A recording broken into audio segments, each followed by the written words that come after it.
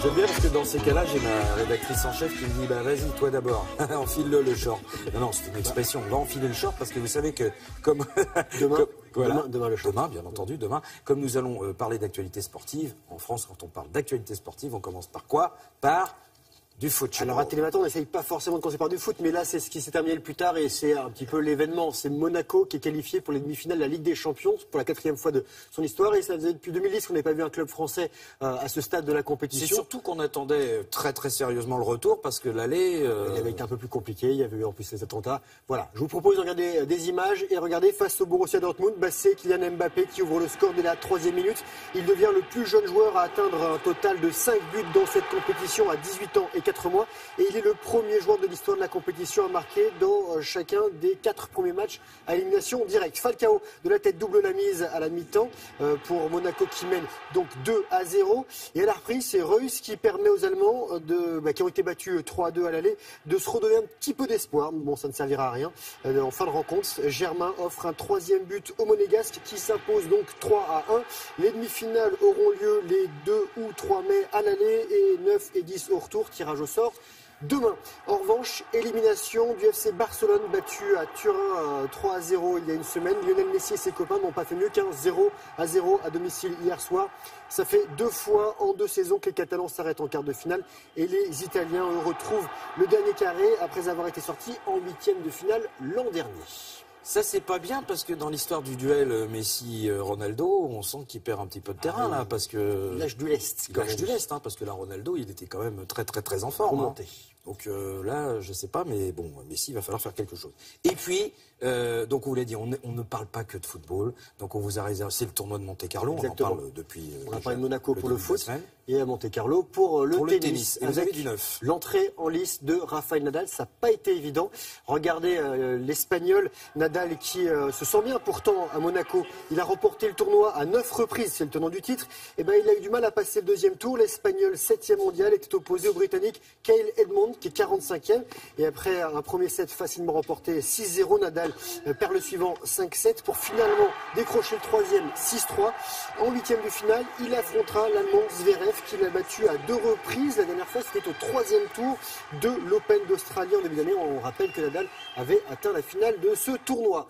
Murray, lui, n'a pas brillé. Le numéro 1 mondial a eu besoin de près de 2 heures pour écarter le luxembourgeois Gilles Müller, 28e. Le score 7-5, 7-5. Et au prochain tour, Murray affrontera l'Espagnol Ramos.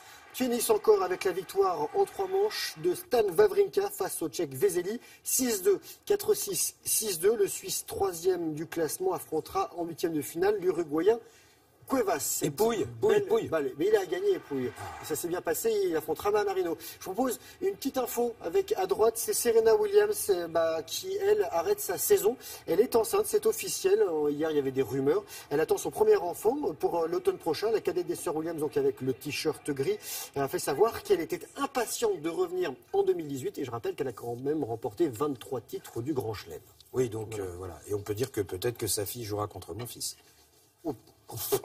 Dites donc, oh là là là là. Ouais, c'est-à-dire qu'on se lève tôt, les gens ne savent pas, on se lève très très tôt, on prépare l'actualité, le journal, et donc voilà. Et évidemment, on a ce genre de truc en préparation, mais il faut attendre que Venus Williams tombe enceinte. Voilà. Et on termine alors là, avec quelque chose que j'adore, c'est le surf, mais avant le surf, on va parler du cyclisme parce que c'est l'actualité. Exactement. Mais le surf, j'aime beaucoup. Alors je vous ai mis du cyclisme juste avant avec la Flèche Wallonne. Il y a un garçon qui se sent bien en Belgique, il s'appelle Alejandro Valverde. Il a remporté cette Flèche Wallonne pour la 4e année d'affilée. La 5e fois de sa carrière. Ça s'est terminé dans le célèbre mur de Huy. C'est cette côte d'1,2 km avec une pente frôlant les 22% dans les virages les plus difficiles. Valverde a résisté aux attaques. Il a devancé l'Irlandais Martins, c'est l'Allemand Teuns et le premier Français Warren Barguil est arrivé 6e. Bisous à la caméra. Et dans le Tour des Alpes, 3e étape, 143 km au nord de l'Italie, le Britannique Geraint Thomas s'impose et il prend la tête du classement général. Et le Français Thibaut Pinot, lui, est arrivé 3e. Et pour vous faire plaisir, donc, vous l'avez promis, du surf avec une belle compétition du côté de l'état de Victoria en Australie, le Rip Curl Pro Bells Beach avec l'accent. Oh, l'accent Troisième énorme. étape du circuit mondial de surf. Victoire du Sud-Africain Jordy Smith. Il grimpe à la deuxième place mondiale derrière le leader et champion du monde John Florence, qui est hawaïen. Et du côté des Français, ils avaient tous été éliminés au troisième tour. Jérémy Flores est 16e et Michel Bourrez est 19e du classement mondial. C'est magnifique. Alors vous savez, si vous testez tous les sports, donc vous avez déjà fait du surf. Oui. Vous savez qu'au départ, le surf, on doit être sur la plage et puis on doit faire le take-off. Voilà, le take-off, mais sans l'eau. Ah, sans l'eau, oui. Vous arrivez à faire le take-off sans l'eau Take-off, comme ça bah oui. Parfois Oui. plus sur l'eau que sur l'eau. Mais voilà. Eh ben, il faudra que vous m'appreniez parce que moi, c'est pas encore ça. Quand vous Donc, voulez. s'il y a des On chante surfeurs, demain. hein, on cherche des profs du côté de Télématin. Merci beaucoup, Grégoire.